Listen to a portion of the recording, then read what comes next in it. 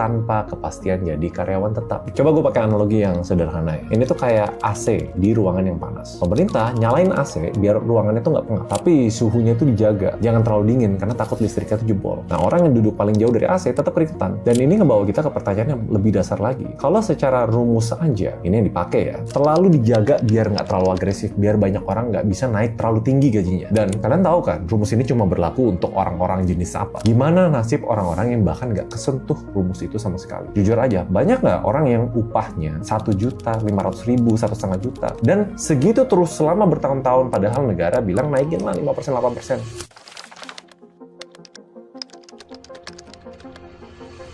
Nah, ini yang kalian harus paham ya. Setiap UMR naik, seandainya pun UMR naik yang sampai kita bisa hidup layak, mayoritas warga kita nggak ngerasain itu. Kenapa? Soalnya 60% warga kita bukan di sektor yang harus ngikutin standar UMR itu. Ini gue udah ngomong berkali-kali, sektor informal. Jadi kalian bukan kayak kerja kantoran atau kerja yang ada kontrak jelas gitu. Ini kerjaan-kerjaan sampingan, freelancer. Dan anyway, aturan UMP atau UMR itu nggak bisa dipaksain ke pekerja informal. Karena aturannya tuh nggak mengikat. Nah, ini lebih ngebuka mata. 90% usaha di Indonesia itu UMKM.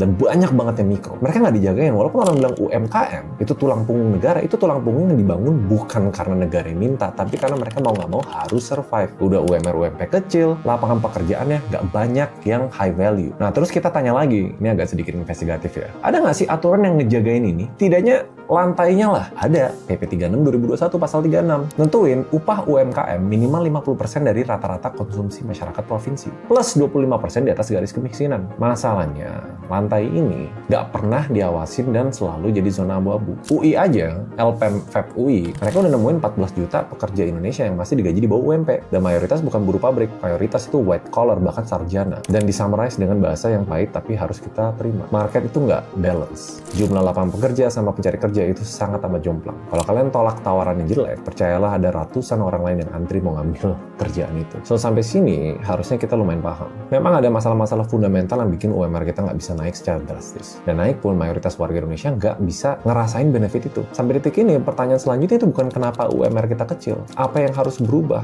Dan siapa yang harus mulai gerak duluan? Dan habis itu, kalian harus ngapain? Makanya gue simpen di akhir video.